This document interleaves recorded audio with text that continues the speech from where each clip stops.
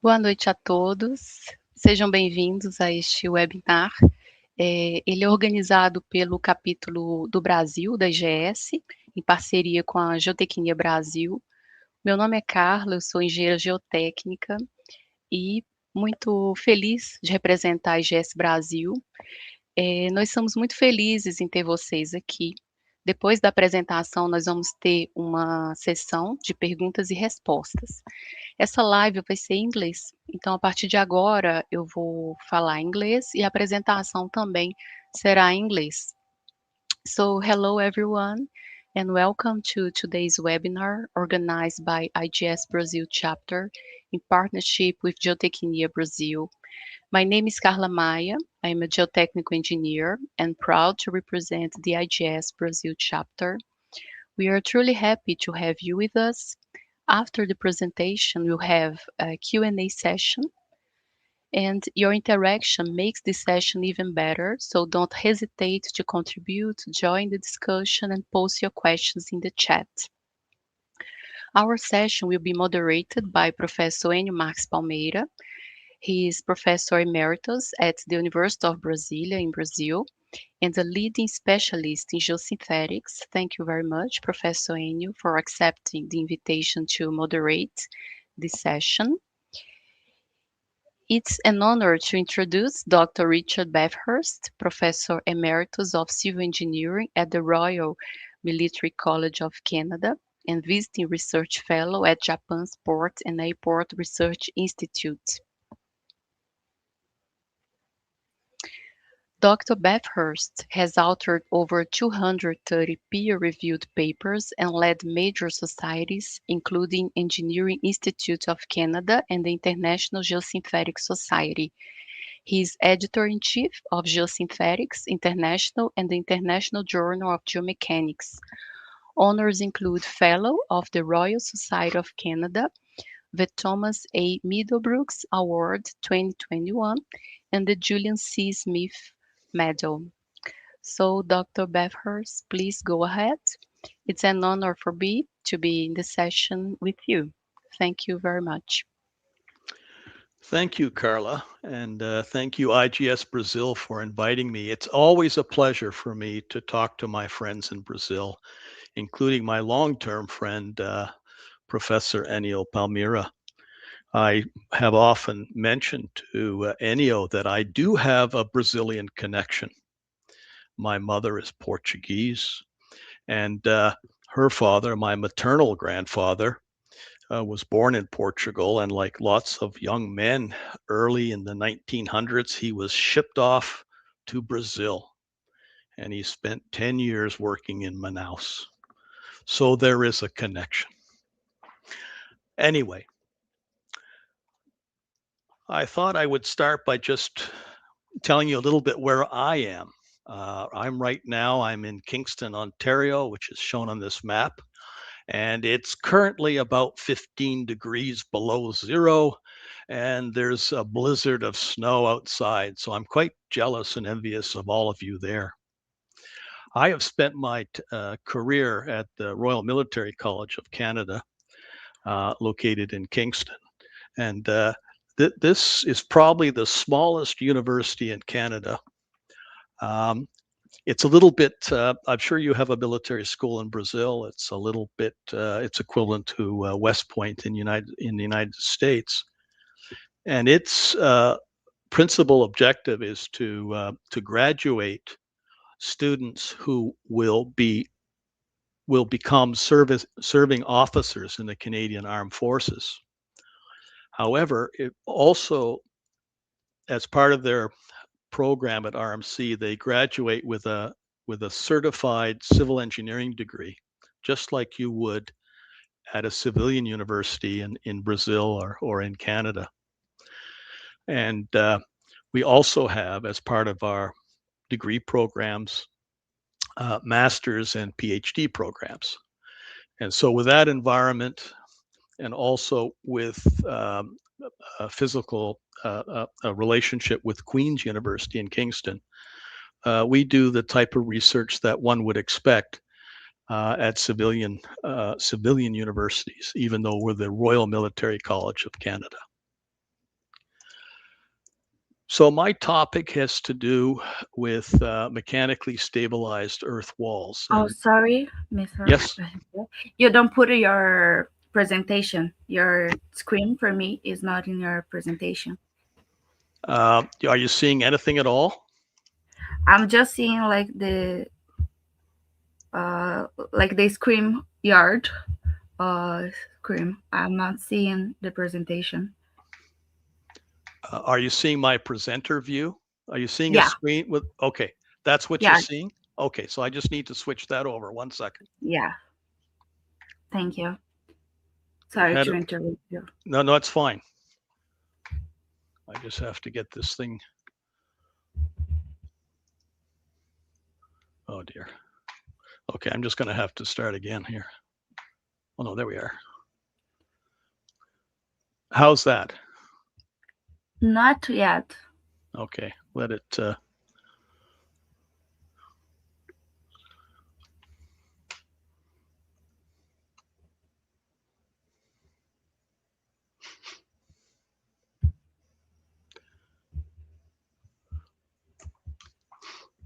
If you want to stop to sharing and Yeah, I try think to I'm going to have to. share again, I'll yeah, stop and then start will be again. better.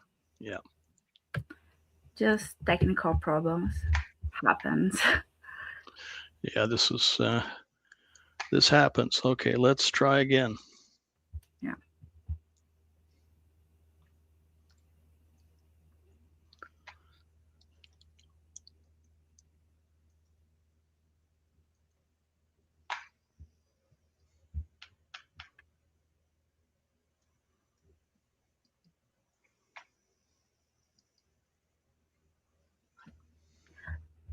It's not yet. I'm seeing like the StreamYard screen, not the presentation. Are you seeing yourself? Yeah. Okay, so it looks like it's not coming through.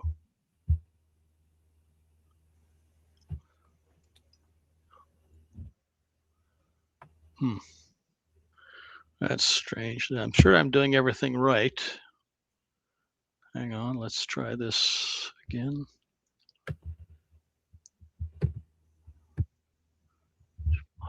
Yeah.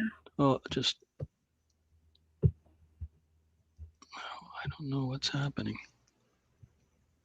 Stop, start, share.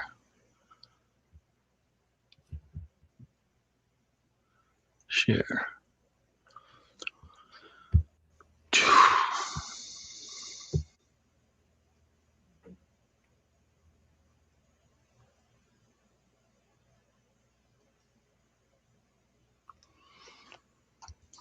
I'm still seeing myself. This is very strange. Yeah. How about, are you seeing something different now? No, it's still the same. Oh my But it's goodness. weird because we make like the test and the test was right. Yeah, no, it's, I Yeah. guess I shouldn't have, okay, just a sec. Oh.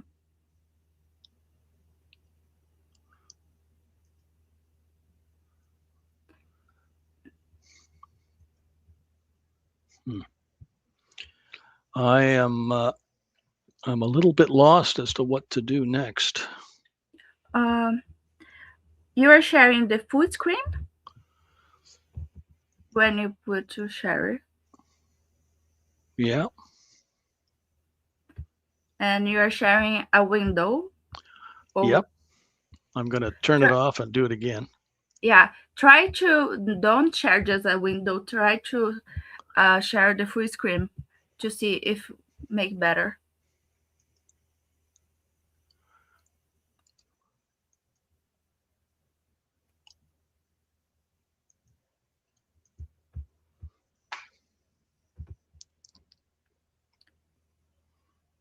Oh yeah, now it's work.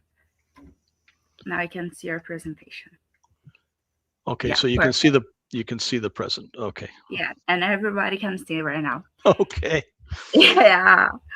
So So much you for can. our practice. Okay. So Yeah. um Oh yeah. so my Sorry for topic, the interruption and I'll everything. start again sorta. So the topic is migrating to reliability-based design of MSE walls. And I was talking to myself, did you hear my verbal presentation previously or not? Yeah, everybody here, they But they just couldn't don't see the see. screens. Okay. Yeah. So these were the slides that I was speaking to that show the location of Kingston and the Royal Military College of Canada. So I've spoken to those slides. So now let's get on with the business. So the topic of my presentation is related to mechanically stabilized or MSE walls. And these systems have been around for a while. So there's no new technology in the slide presentation that I'm going to make. And but I introduced the topic by remembering that these MSE walls are constructed both with inextensible and relatively extensible polymeric reinforcement. And it's always fun to look back over history and see from where this technology came. And I like this slide because it actually shows the first steel reinforced wall with a concrete panel face. And this was constructed in 1971. And here you can see the steel strips that are used to stiffen and strengthen the reinforce the fill soil. And this technology persists to this day. In fact, here is an example of a very impressive uh, tiered steel strip MSE wall in Washington State, and it was the highest wall of its type, if I remember correctly, at the time that it was constructed in 2006. So you can see in the little insert figure again the concept of using these steel strips to strengthen and stiffen the soil so that it can behave as a monolithic block. And other types of steel reinforcement have been used for the same purpose.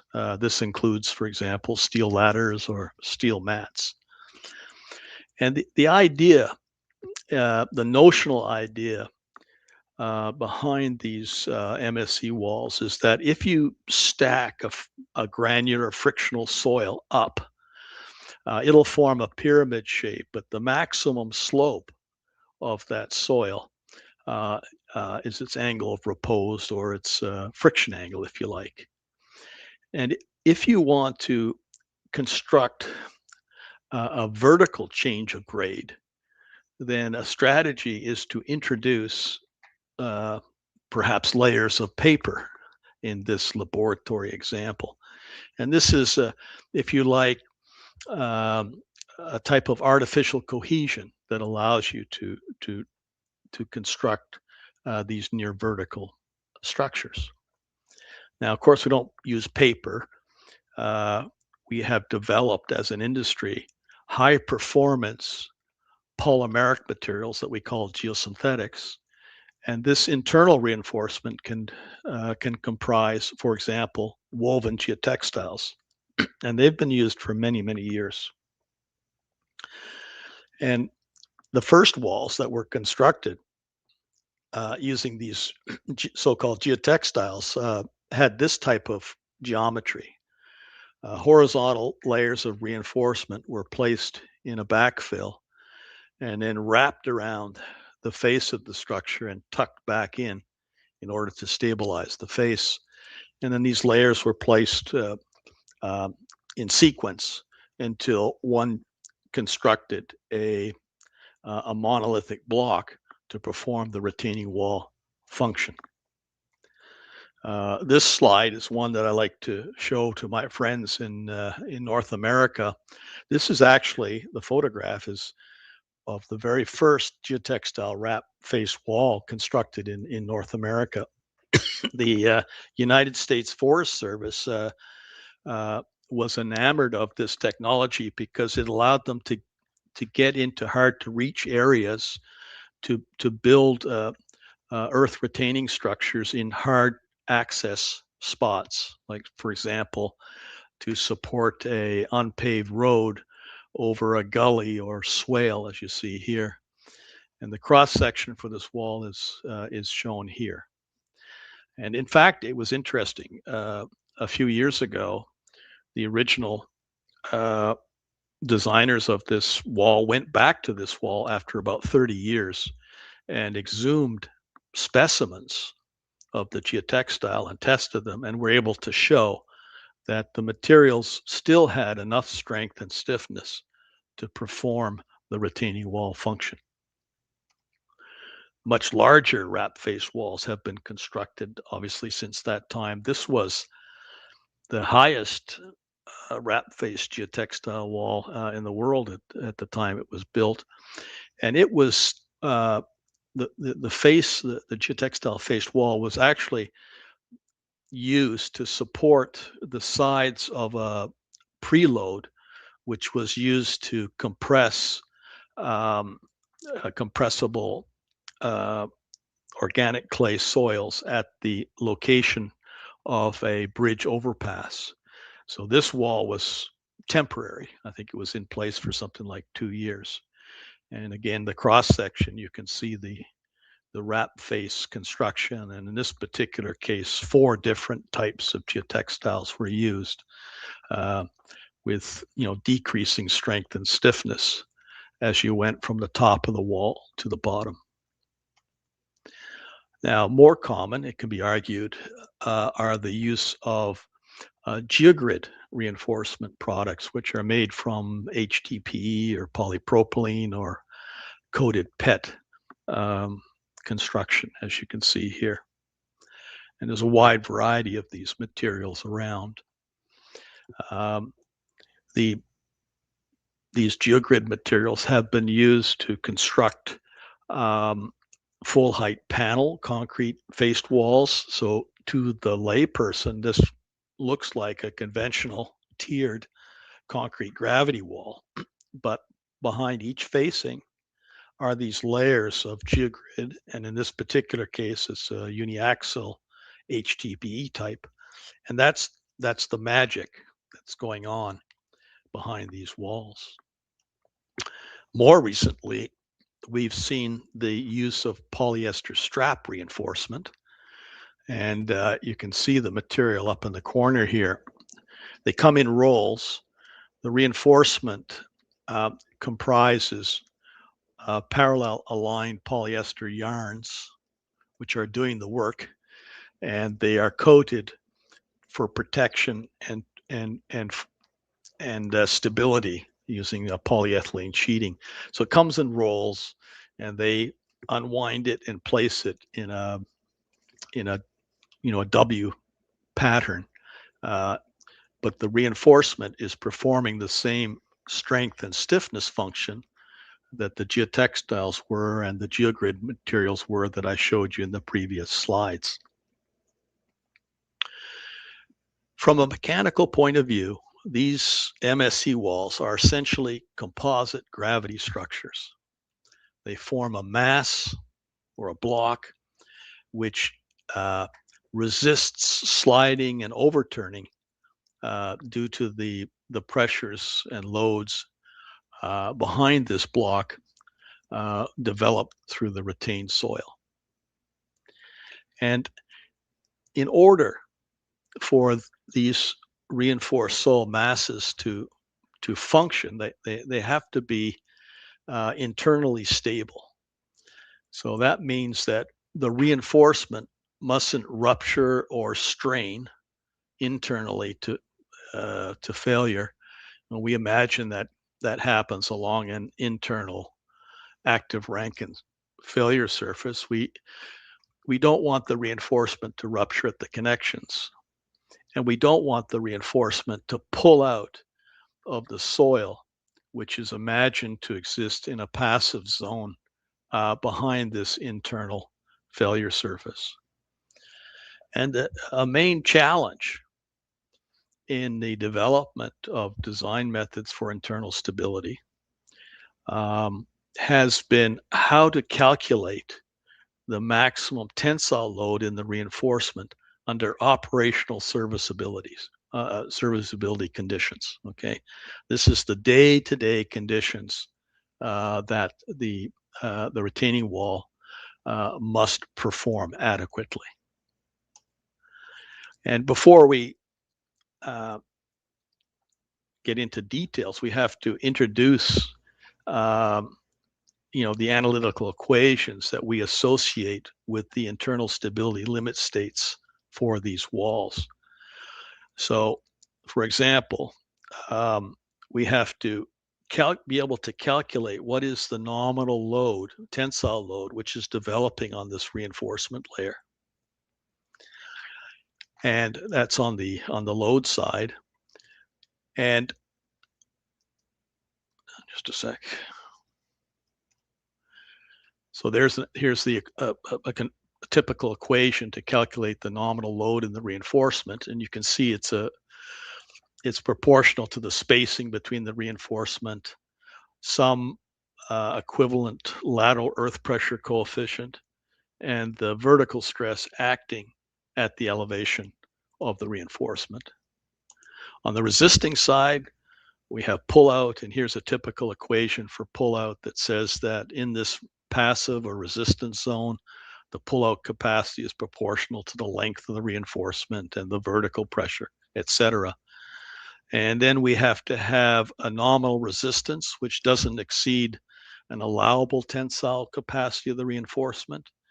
And we want to make sure that the load in the reinforcement is not so low, or high, to cause the internal soil failure mechanism developing in the wall.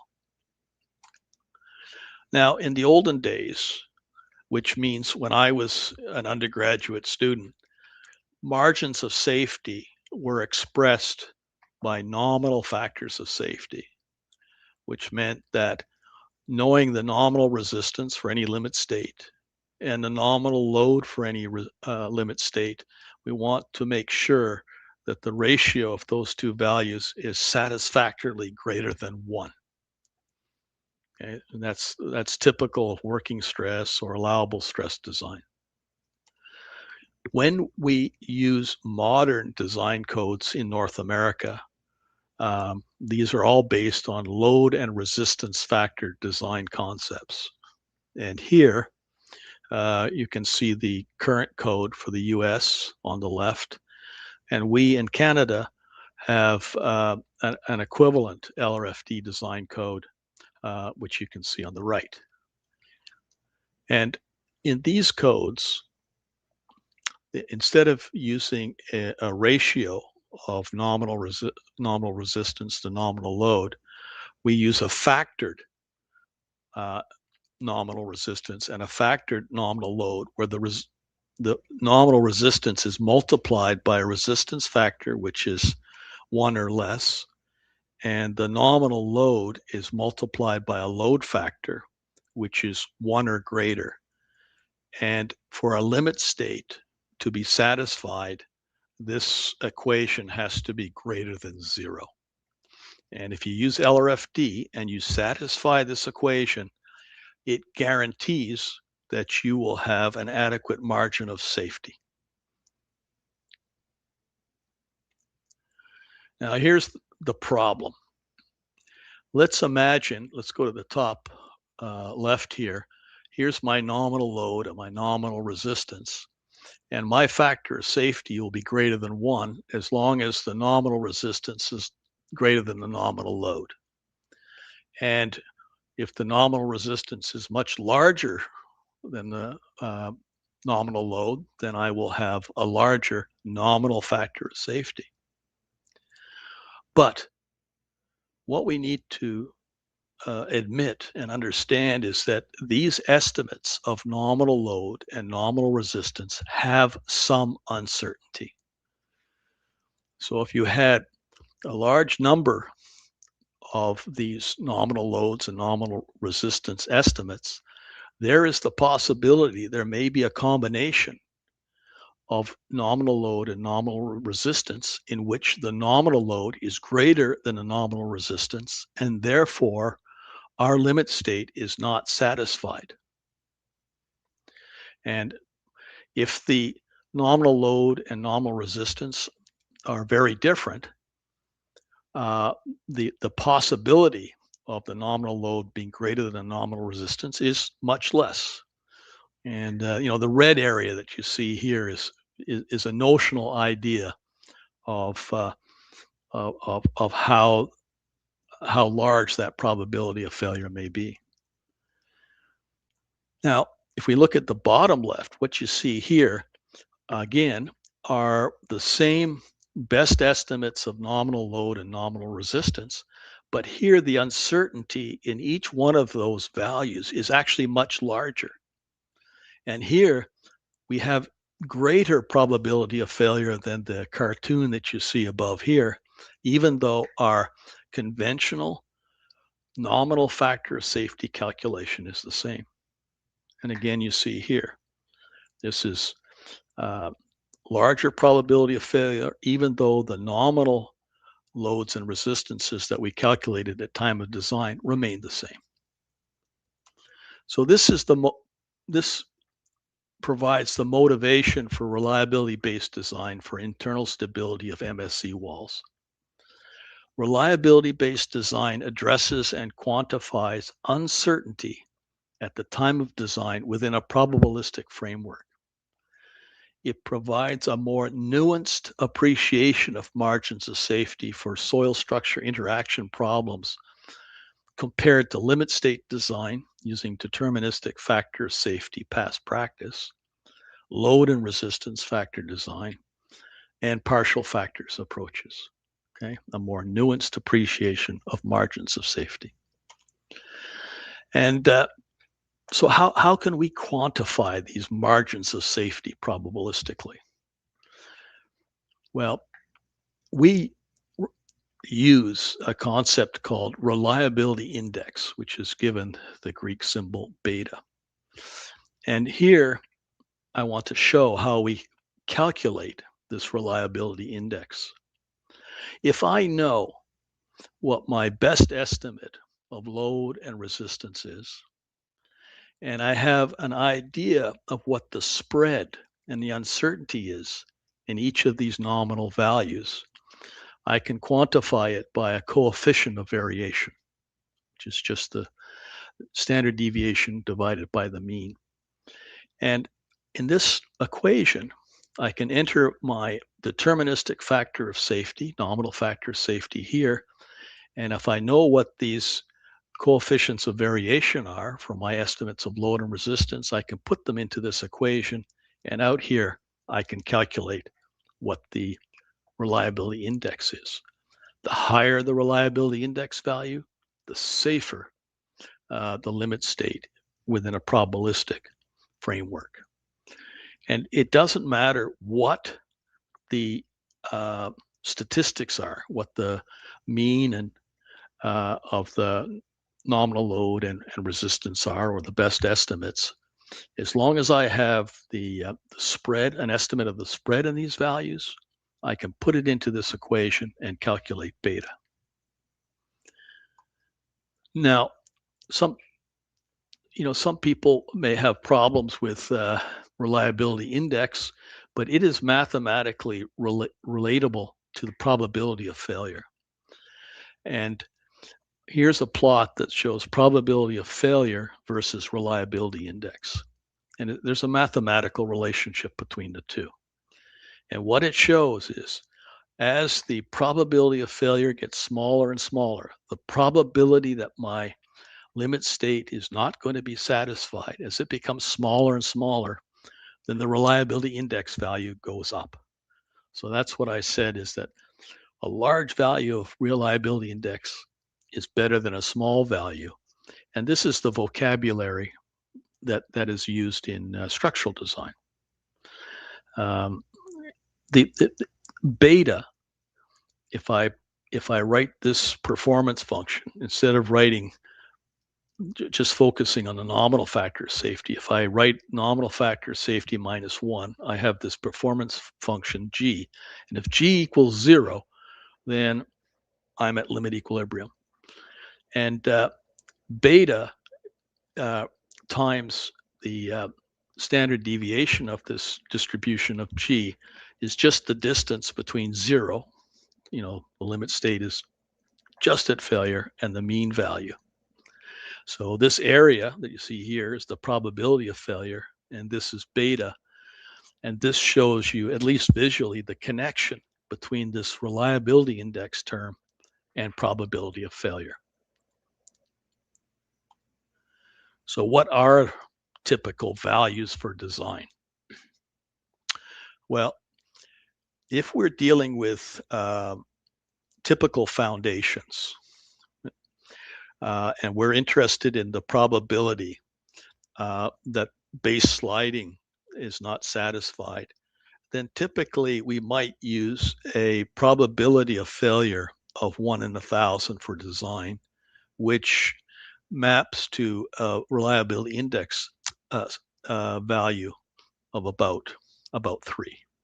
So these are the relationship between probability of failure and reliability index.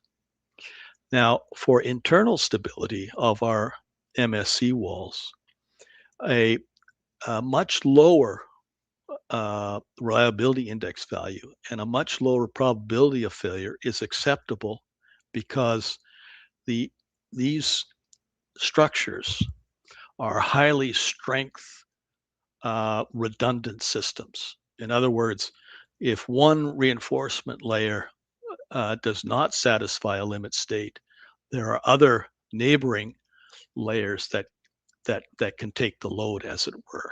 And that's why we're able to use a lower factor of safety and a lower reliability index for reliability design of these systems. So here's the slide that we saw before, but now let's look at how can we estimate what the spread or the uncertainty is in our estimates of nominal load and resistance. Well, let's look at this nominal load equation that you see here. There is some uncertainty in this value. That's because if you look at the equations for unit weight and for this coefficient of equivalent lateral earth pressure, they are functions of friction angle and unit weight. And these values have some uncertainty. I may pick a friction angle that's different from the friction angle that Enio may pick. So there's some sort of uncertainty. And there may be some uncertainty about the applicability of this model for this particular project. If there was only uncertainty in the friction angle and unit weight, then I could calculate COV of the load and the COV of the resistance directly, just using some simple equations. And the same uncertainty with nominal values for the resistance side also apply. Okay, so this is what I mean by uncertainty in the estimate of the nominal load and the nominal resistance. So how do we quantify these values? Well, in Canadian practice, there is the notion of level of understanding. And this concept is holistic. It gathers together all of the sources of uncertainty that we have when we calculate our nominal values at time of design. So, and they're grouped into high, typical, and low levels of understanding. Typical understanding is exactly what it means. For typical projects where you have a typical amount of test data and experience and the design methods are typical, then we would have a typical level of confidence in our predictions for the design of these systems. If we had more site data and more experience and with this type of technology, then you could convince someone that you have higher understanding And then the reverse is true. If you're doing a design where you have less data than you would like to have, less experience, etc., then you could argue that you have a lower level of understanding. And this is actually codified in the Canadian LRFD design code. So that's nice. That's qualitative, but I need hard numbers for the spread in the estimate of the nominal load and the spread in the estimate of the nominal resistance. And what we have done is we have chosen for a typical level of understanding COV values of about 20%. If we have high understanding, then we can use a smaller value of COV because the width of these distributions for load and resistance are smaller. And if we have low understanding, then we would use a value of 30% for the COV of these nominal values. So these values that you see here, the COV values, can then be put into this equation that I showed you earlier, together with our best estimate of the nominal factor of safety, and this will give us a reliability index value. So thus far, we've assumed that the load and resistant models are perfect. Okay, the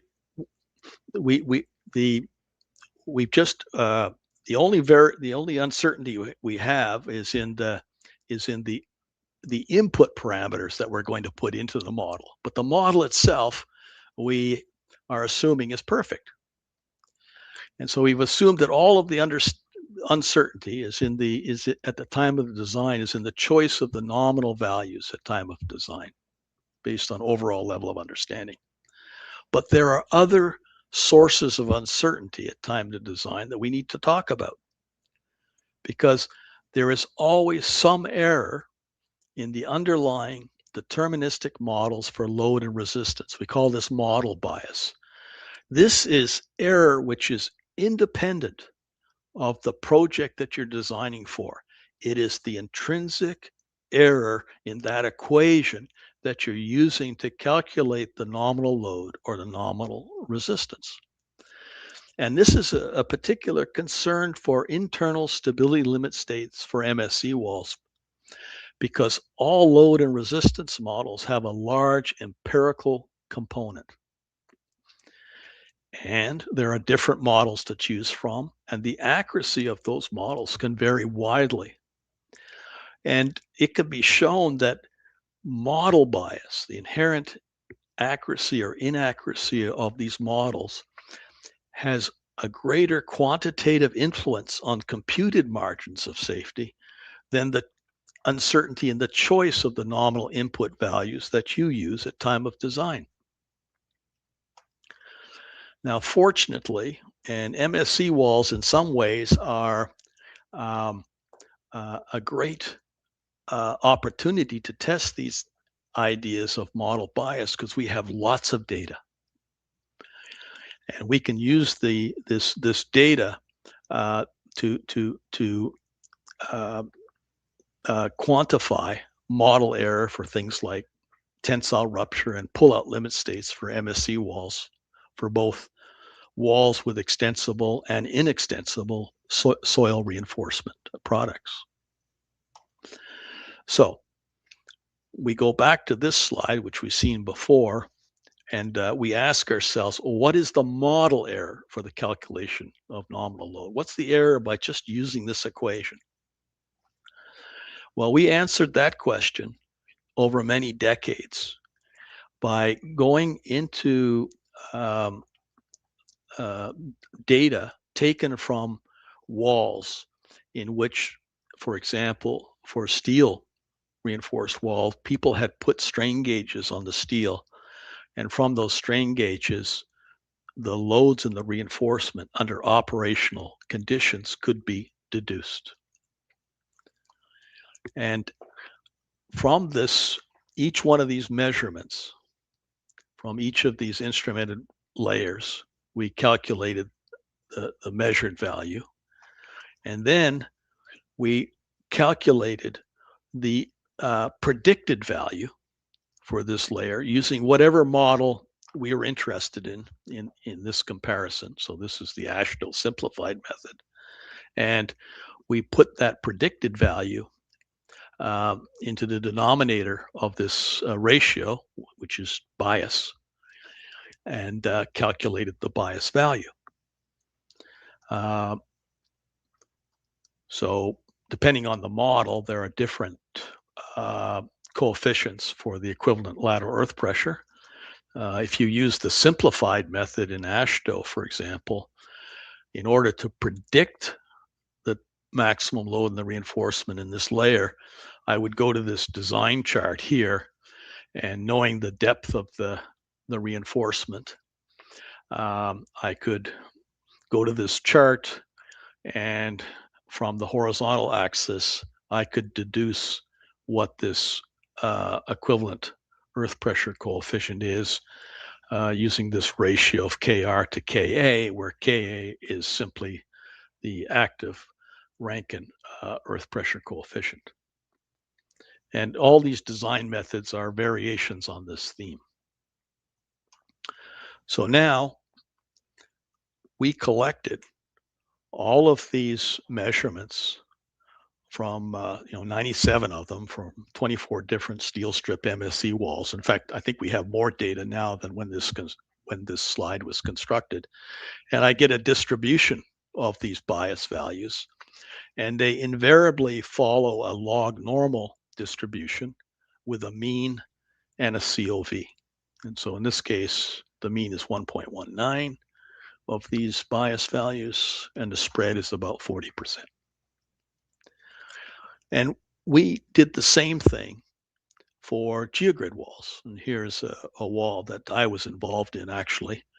And from each layer of reinforcement, we had a bunch of strain gauges. And from those strain gauges, we were able to deduce what the maximum measured tensile load in that reinforcement layer was under operational conditions. We compared that to the predicted value using different load models. And from that data, we could then gather the statistics for the bias values. So for example, using the stiffness method, the mean value was 1, and the spread in the load bias values was about 30%. Now for the resistance side, we did the same thing. So what we're interested here is what is the model accuracy when one uses a linear pull-out model, which is very common in the literature and in the design codes in most countries. So the way that we got the measured values is that we collected data from pull-out box tests. And this shows the pull-out test apparatus in our lab. Most of you are probably familiar with these pieces of equipment. Essentially, a reinforcement layer is buried in the soil of interest, and then a loading system, preferably an air pressure bag system, can be inflated to fool the soil into thinking that it's at a greater depth, as one would expect in the wall. And then the reinforcement is pulled on at the front until it pulls out of the soil in this test apparatus. That's the pull-out capacity. So here, for example, the top left slide, here's the reinforcement laid out on top of the bottom half of the soil mass. It then exits the front of the pull-out box, and here is where we pull on the reinforcement. And we can develop response curves like this that show the pull-out force plotted against displacement. And when all the extensometer points are moving at the same rate, that's the pull-out capacity. And this photograph here just shows the same specimen when it's being exhumed at the end of the test. So we gathered lots of that type of data, both for GeoGrid products, for example, PET straps. And here is an example of a pull-out test in which the reinforcement is a welded wire mesh. And again, for each test, we measured its pull-out capacity, and then we divided it by the predicted pull-out capacity, and that gave us the bias statistics for model accuracy. So here you can see that on average from all of these tests, the mean bias value was 2.43. This means that on average, when you use this pull-out model with these materials, the measured pull-out capacity is about 2.5 times the predicted capacity. So this model is hugely conservative for design. And I think a lot of us that have done MSE wall design have experienced this situation. It also explains in part why we don't typically see these MSE walls failing due to pullout. So what we can do is, if we assumed that all of the uncertainty in our limit state design was due to the model, we could write an equation like this to calculate the reliability index value as a function only of the uncertainty in model accuracy. We previously had looked at the case where the only uncertainty in a limit state design function was the choice of nominal values. We saw this equation before. And what we did simply is we just glued these two equations together, if you like, so that we could have a closed form solution that gives us an estimate of what the reliability index is, considering both uncertainty or variability in the nominal load and resistance terms at time of design, plus the inherent uncertainty and accuracy of the load and resistance models that we're using, and also consider possible correlations between model accuracy and predictions of nominal load and resistance. And it all collapses into an equation that you see here, which may be a little frightening when you see it initially, but it is actually a thing of beauty, because if you color code it, you can see visually what the different contributions of nominal load and resistance uncertainty and uncertainty in the bias values influence the calculation of beta. And this equation is valid as long as all of these quantities are log normally distributed. And we've been able to show that that is a reasonable assumption. The other thing about this equation is that you can rewrite it and you can place these statistical quantities into coefficient terms A and B. And when you do that, this equation shows that the reliability index is proportional to the nominal factor of safety. This says that as the nominal factor of safety goes up, this is the value of nominal factor of safety at time of design, beta, the reliability index, also goes up. I think we'd all agree that that makes intuitive sense. But here, for the first time, is a quantitative link between reliability index, which is a modern concept in probabilistic design, and nominal factor of safety, which has been used in past practice for the design of geotechnical structures. So and the other thing about this equation is I didn't have to do any Monte Carlo simulation. And my experience has been, and perhaps everybody in the audience, is that as soon as you mention Monte Carlo simulation as a requirement for design of a structure, it puts many engineers off. The advantage of this method that I've shown you here is that I can put this equation in a spreadsheet, and I can do parametric analysis without having to resort to Monte Carlo techniques. So going back to the LRFD codes in North America, these codes include different analytical models for calculating the load in a reinforcement layer under operational conditions and the resistance side, for example, pullout. And one of the things that's happened in the States and in Canada is that both countries have adopted the stiffness method to calculate the load, the nominal load in reinforcement layers in MSE walls. And a signature feature of this approach, as the name suggests, is the use of the creep-reduced tensile stiffness of the reinforcement as a key parameter to compute the magnitude of reinforcement loads under operational conditions. And this is a paradigm shift from the simplified method, sometimes called the wedge method. There's a whole bunch of different names to it, which were based mainly on the strength of the soil. But if you look at the data, what you find is that it's the stiffness of the reinforcement that is a critical parameter influencing the actual load in the reinforcement. The soil strength is a secondary effect.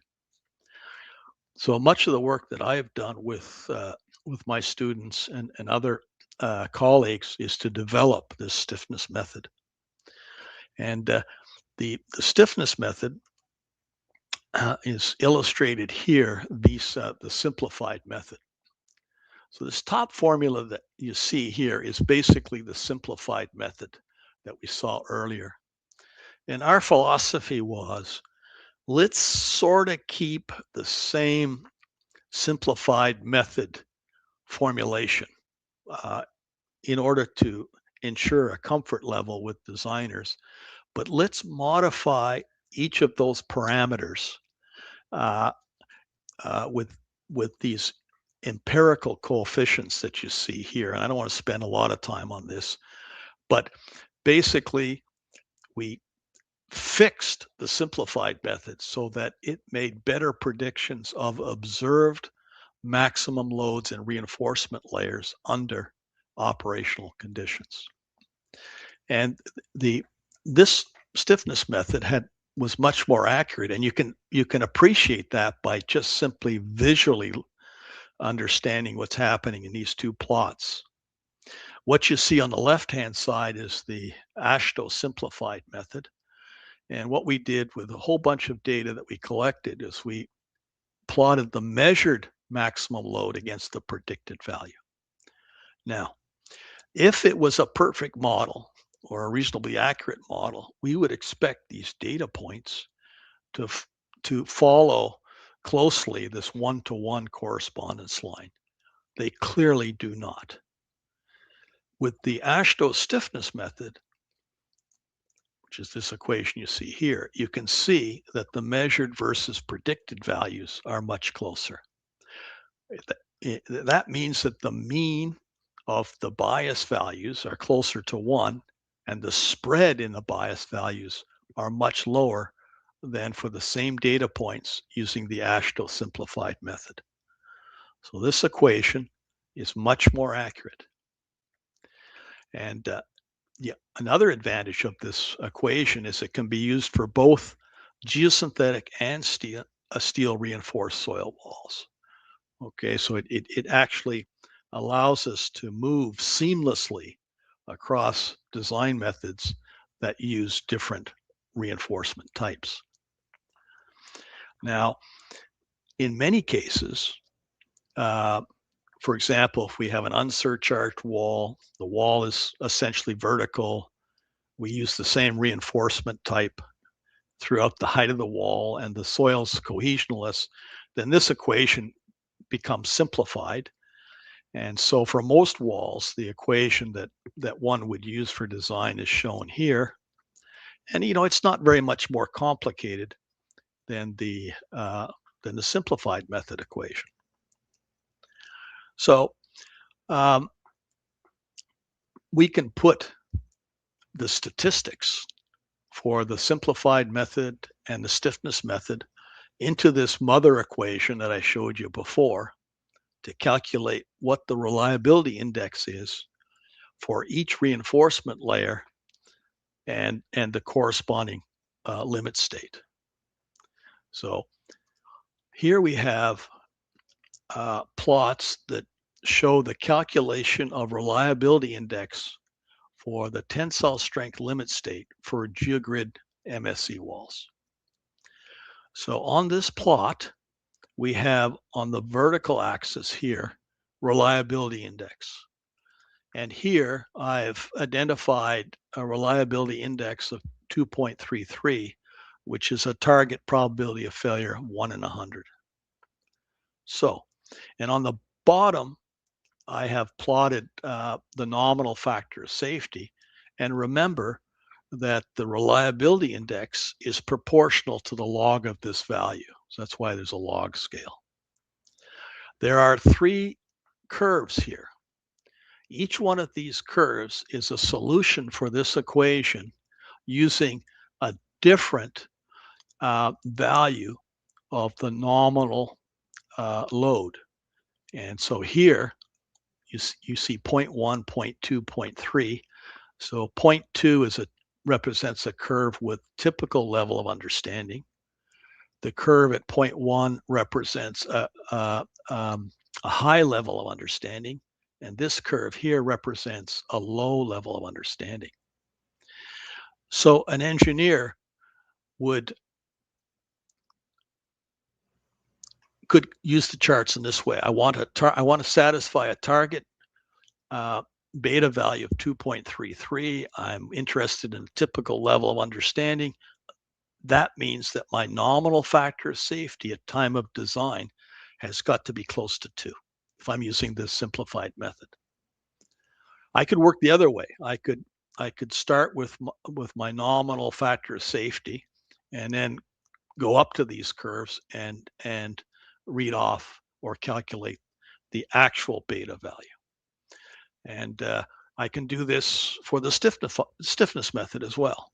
Okay, and so you can see this, same type of example, but the curves are different.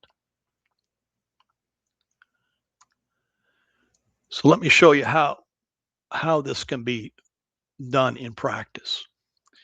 What I want to do is I'm interested in calculating the true margins of safety for as-built MSE walls. And the first example is are a set of walls that were constructed in Washington State. So this is on the west coast of the U.S. and the Canadian border is shown here. Just a sec, my cursor is quite sluggish. But you can see the Canadian border just below the top inset label. And the project involved a pair of MSE walls that were supporting an approach embankment for a bridge going over a river. And you can see in the photograph, you can see one of the walls. This is wall C. It's about 11 meters high. And in the top right-hand plot, you can see a cross section of this wall. Actually, and I think it's the short wall there. And the neat thing about this project was myself and Tony Allen were allowed to design these walls using the new stiffness method and to instrument it in order to ensure that it was working properly, but it also allowed us to collect data to investigate the true margins of safety for the internal stability of these walls. So here you can see in the bottom left, you can see some of the instrumentation. These are extensometers that were attached to these, some of the layers of reinforcement. The top right plot shows some of the reinforcement. And then the bottom right plot here gives an example of the measured strains at the end of construction. And you can see there, the largest strains are close to the connections and then they peter out. As an aside, in many walls, the maximum strains are actually at the back of the facing because the backfill soil tends to move down with respect to the relatively vertically rigid wall. The other thing that you can see is that under operational conditions, the strains are quite low. You can see they're less than 1%. So we were able to take the data, we were able to take the nominal factors of safety that were used at design, stick it into this mother equation, and using different levels of understanding and the bias statistics for these type of geogrid walls, we were able to calculate what the reliability index was for the tensile strength and pull-out limit states for all the layers in that wall.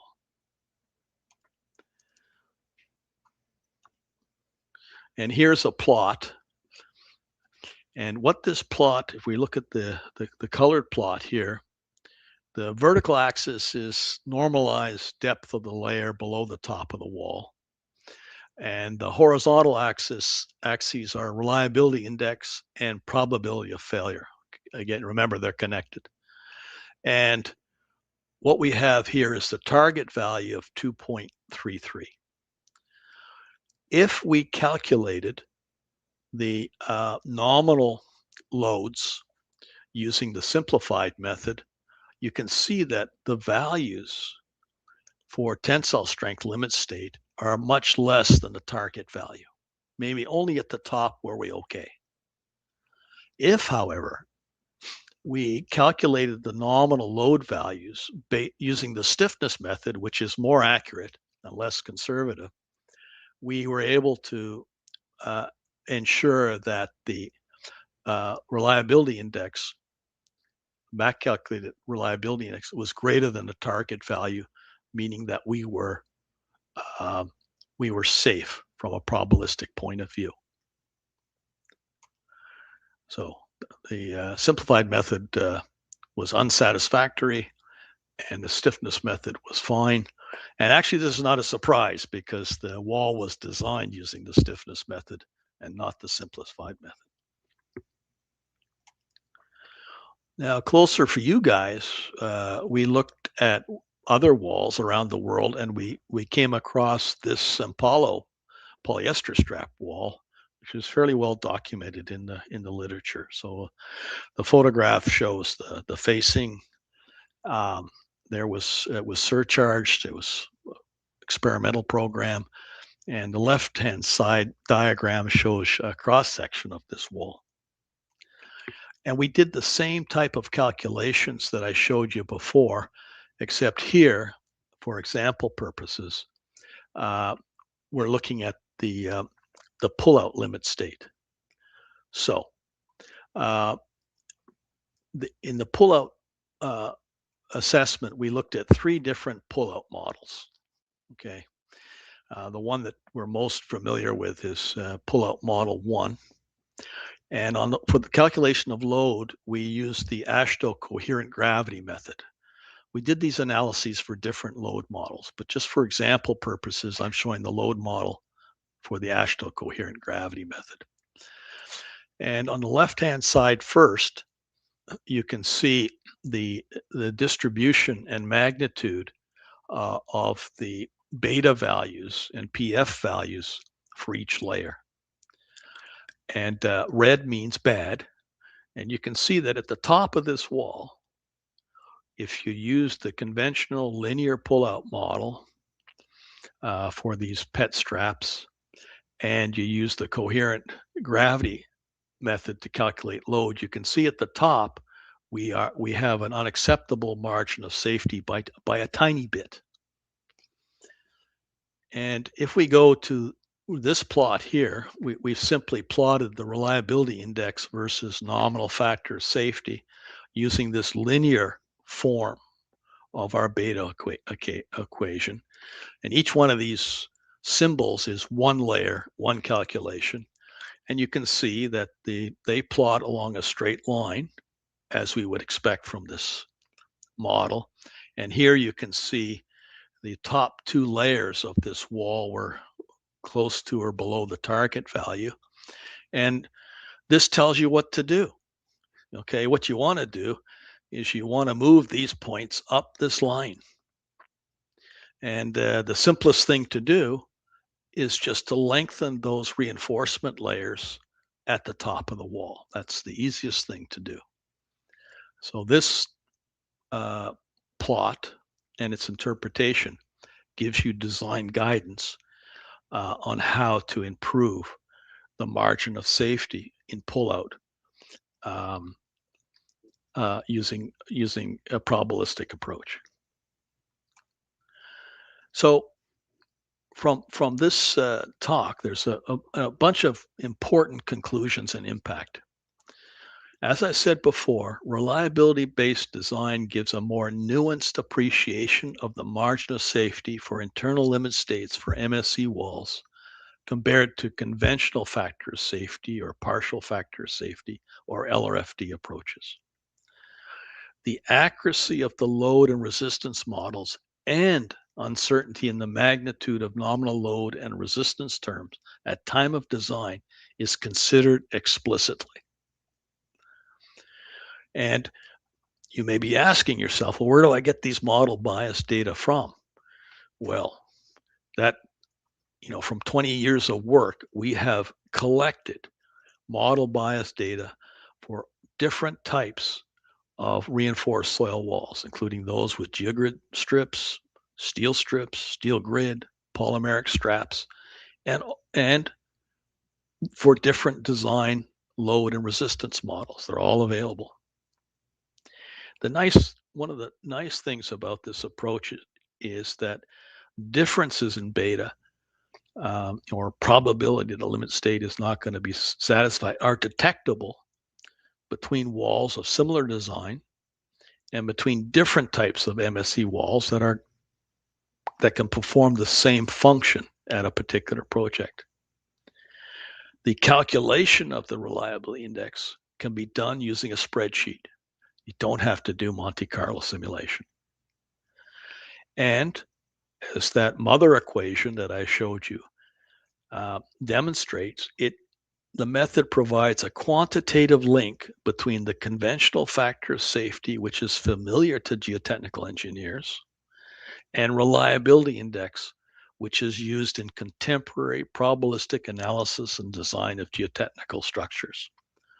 Before this work, there were two separate solitudes. There were the people that worked using deterministic nominal factors of safety, and then there were people that were into probabilistic methods, and they were two separate groups. Now, there are some important caveats. These bias values have been collected from actual full-scale real walls, and for your particular project, you can only use those bias values if your project falls within the envelope of the walls that were used to develop the bias statistics. And this last caveat is that the probabilistic approach to internal stability limit states for this of MSE walls should be viewed as a complementary approach to factor safety, partial factor, and LRFD approaches. So I'm not saying abandon the way things are done currently and in the past. I'm saying that this is a complementary approach. It gives you a different view with which to assess your design without throwing out, outcomes based on what people have been doing for many years and for walls that have performed okay. And this statement is written actually into the Canadian code. Okay, basically the Canadian code now says that you can use this reliability theory based approach that I've just described to you. And what I'm hoping in my lifetime is that we will move fully to probabilistic and methods of design. So the data, the bias analyses, the models that have been developed within a probabilistic framework have all been published in the peer-reviewed journal archives.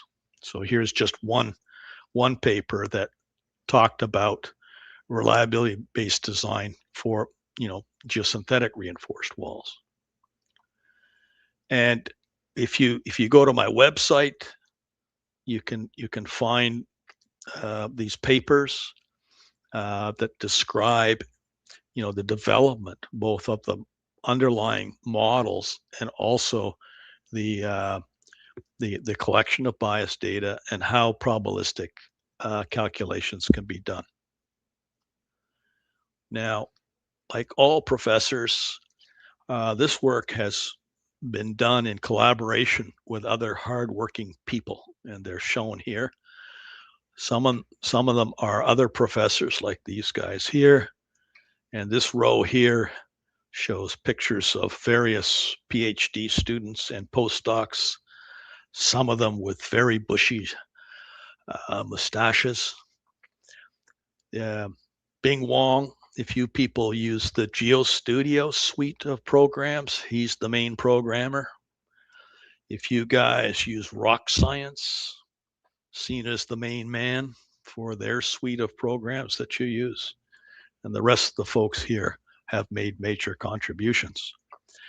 I also was very fortunate to work with Professor Yoshi Miyata, who is at the National Defense Academy in Japan.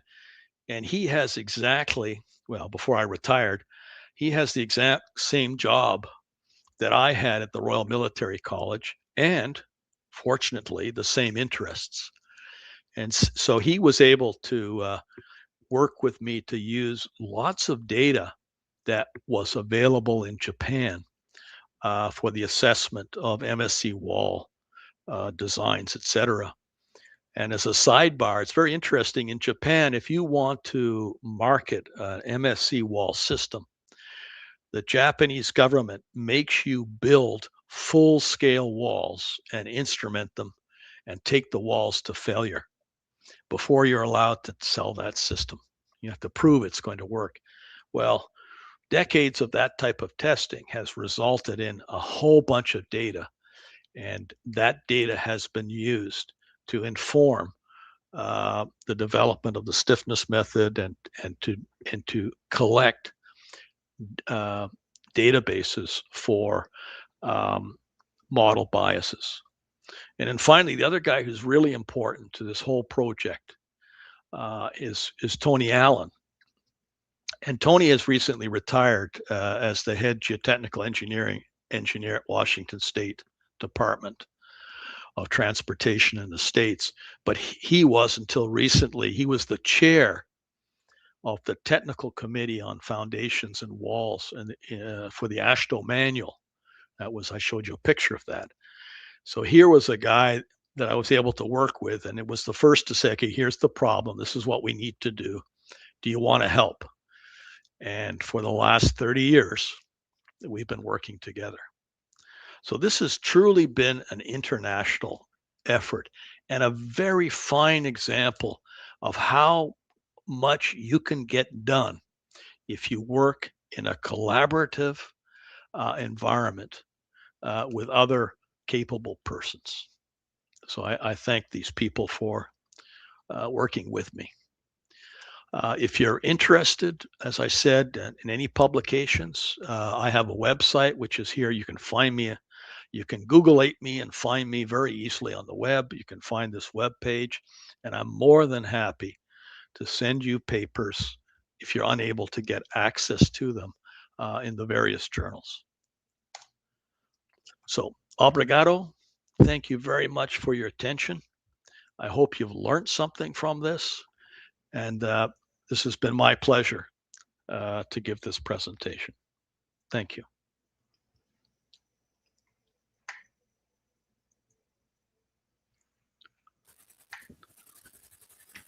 Well, thank you very much, Richard, for the excellent presentation. And I think Carla will pass us any questions. In the meantime, I would like to ask you. Well, you base your studies on a large number of case histories, isn't it? Yes. Do you have an idea on how many walls did you use, and from I believe from different countries as well, and different conditions, different types of soil.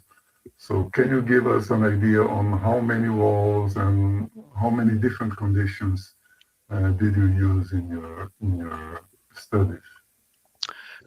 Literally hundreds, but we only used walls that satisfied AASHTO criteria and specifications, because we were motivated by trying to improve models for AASHTO, and AASHTO has some fairly tight specifications.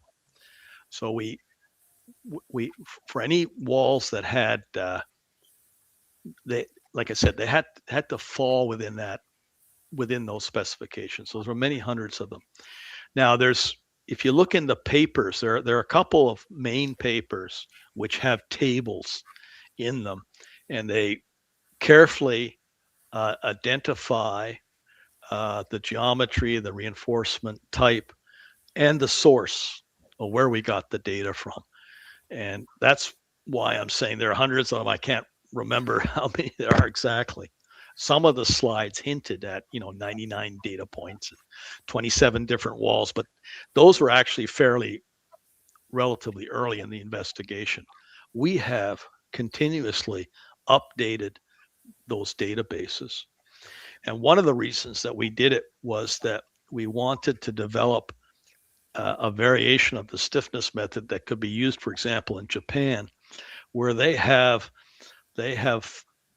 frictional cohesive soils.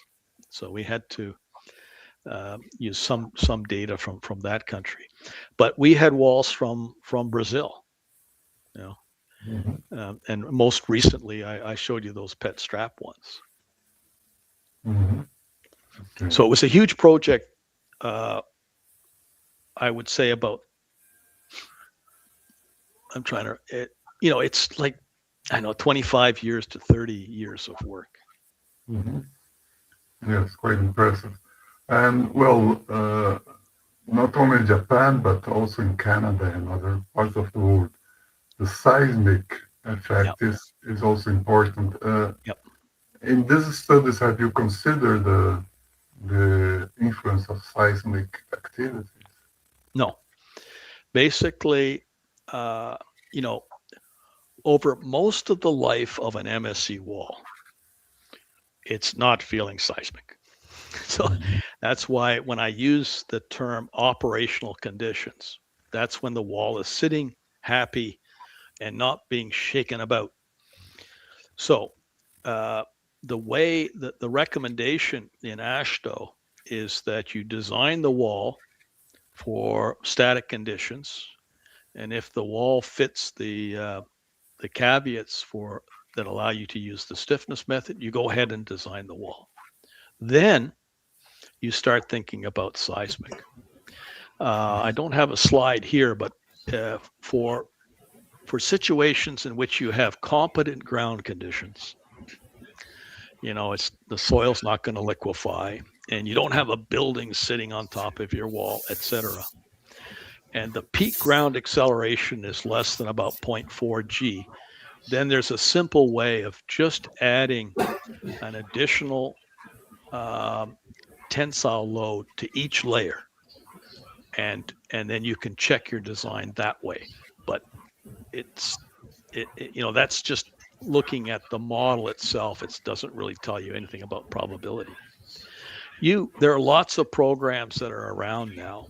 They're GeoStudio and Rock Science that you can use modified limit equilibrium slope methods, if you like. You can introduce into those programs, a design horizontal acceleration, and you can do your analysis using those type of approaches. Okay. Carla, any questions? No, I think there is no question. There are no questions from the audience, but I have one question. I used to carry out probabilistic analysis some years ago, and one of the difficulties was to define the standard deviation, the distribution function, because we used Monte Carlo's method. So in the approach you presented us, you told us there is no need to use Monte Carlo method, but do you see any limitations from the approach you presented today? If you can use Monte Carlo simulation to do everything that I showed you, you'll get the same result if you have enough realizations. Okay, it's the same mathematics. In fact, we have done that many times because your question is, very legitimate. People ask the same questions, but the mathematics, the theory behind the equations that I developed for you, that I showed you there, give you the same result if you use Monte Carlo. Now, the caveat on that statement is that the distributions have to be log normal. Okay. Now, sometimes when people are doing Monte Carlo simulations, they like to use other distributions. They might use like a normal distribution. They might use a beta distribution or a gamma function or whatever. But first of all, what we found and proven actually statistically is that a log normal distribution is actually more accurate. But you could still use other distributions, and you could get different outcomes. Okay, so there's no disagreement with people using Monte Carlo, like experts like you. Okay, thank you. I have another question. How has the use of probabilistic methodologies been in Canada, in the engineering field? People like in general, particularly on our West Coast, we have great seismic risk. So all geotechnical structures in seismically active parts of Canada have to be designed for earthquake, and that means that spectral analysis and all the rest of it have to be considered, and then this data loaded into programs. Typically, like I said, limit equilibrium based slope stability type programs are the approaches that are preferred. There's a little bit of seismic stuff happens up in Quebec, but most of it is on the West Coast. Okay, thank you. There is one question from the audience, Professor Enio. It's Bernardo. The question is, in your opinion, are we going to be able to integrate all predictive models for soil structure, climate change, and so on, and come up with a feasible reliability-based design?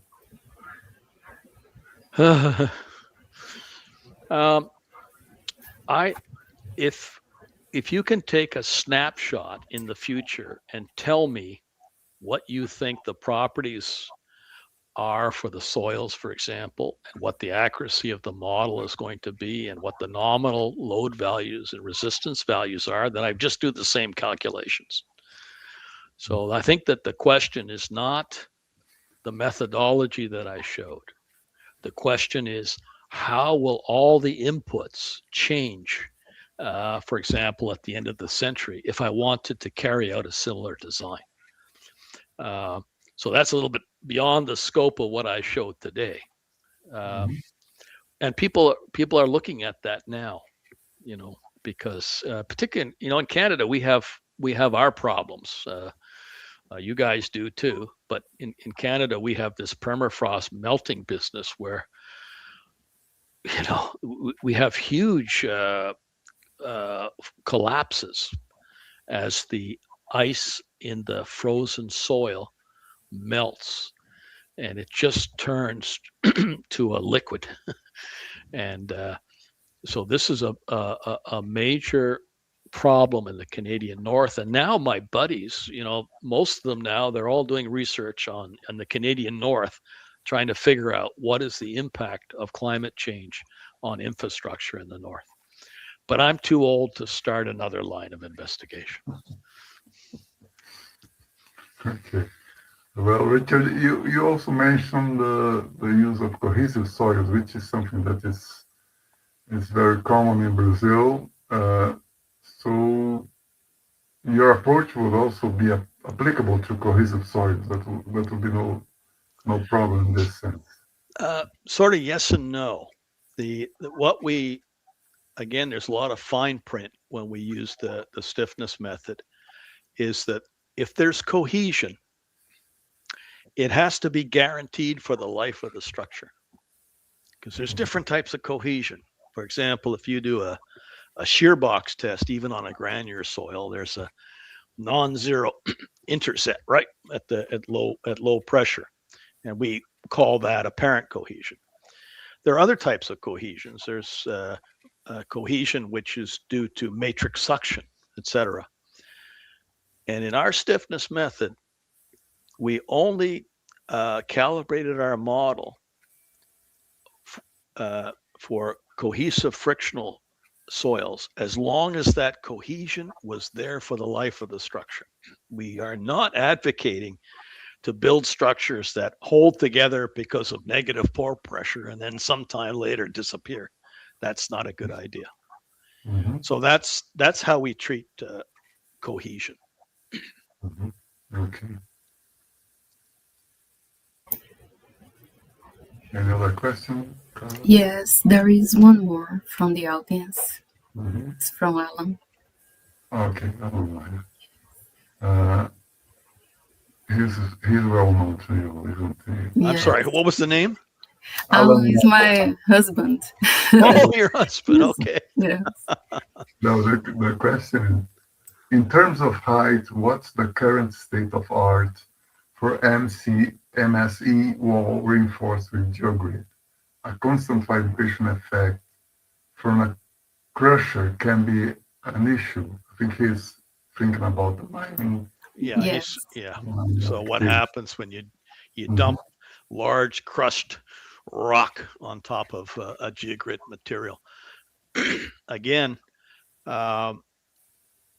when we calibrated our models, etc., we calibrated on the resistance side for tensile strength. We used an allowable tensile capacity, which is calculated based to include an installation damage factor. Okay, so the method's there, but as I talk, I don't recall in our database that we had materials that you might associate with mine waste or crusher run rock. It was all stuff that you would prefer to use for MSE walls, so smaller stuff. So if you look in AASHTO and you look in the Canadian Highway Bridge Design Code, there are gradation specifications, and our method was calibrated for walls that fell within those bookends. Mm-hmm.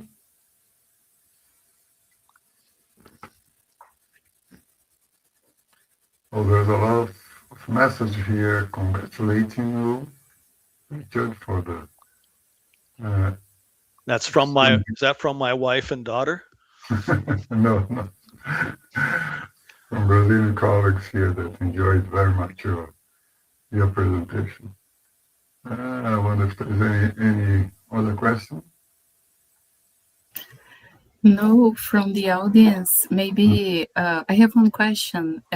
What lessons can we take to other engineering fields in terms of reliability analysis? Because it works very well. I think it works in different fields, but we still have some difficulties and we don't use this very much because of the limitations. So if you have, what lessons could we take?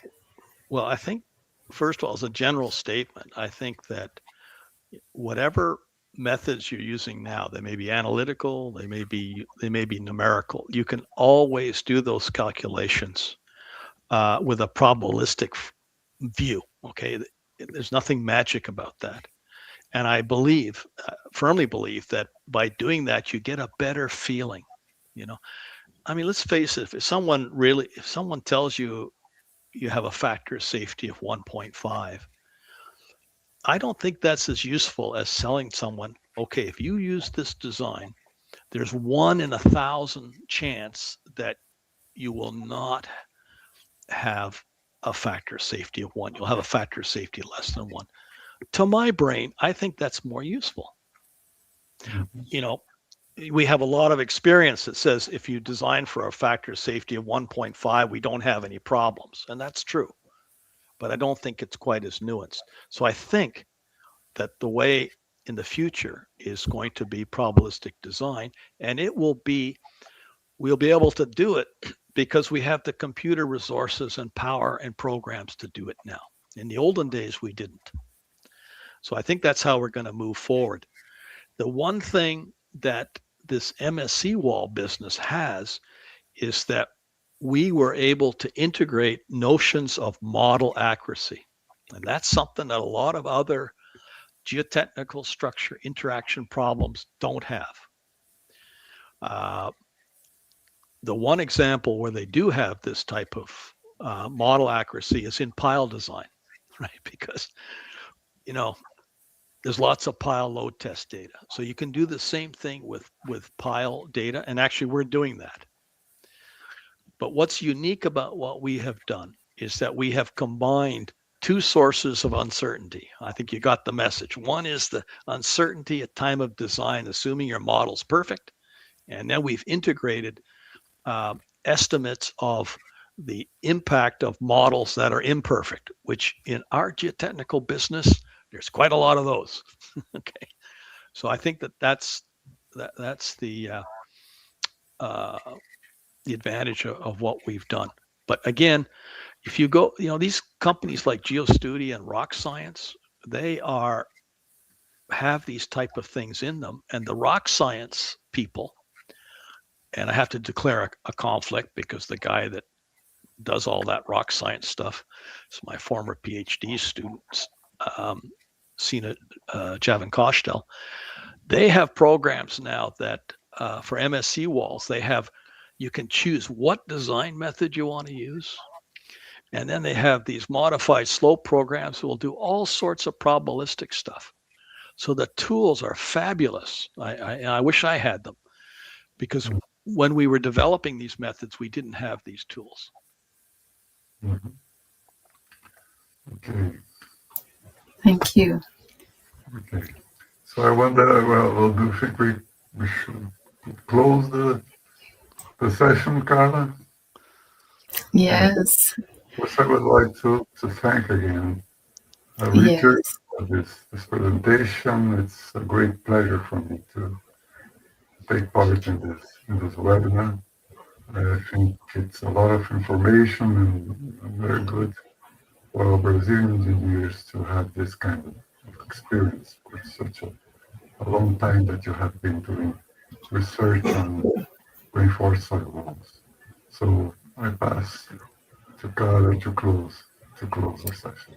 Okay, I just like to thank you, Professor Richard, for the excellent lecture, and Professor Enio for moderating the session. It is for me a pleasure to be here with you because you were my supervisors in my doctoral studies, and Professor Enio since I was an undergraduate student. So for me, it was remarkable. So I just like to thank you all and thank all our audience to be here with us. It is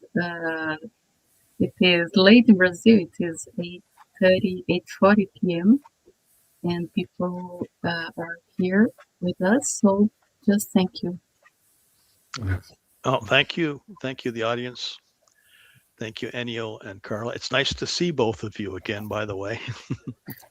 And hopefully I'll see you in the flesh sooner than later. So thank you again. And again, I will send you a PDF that you can give to the attendees. Okay. Thank you, guys.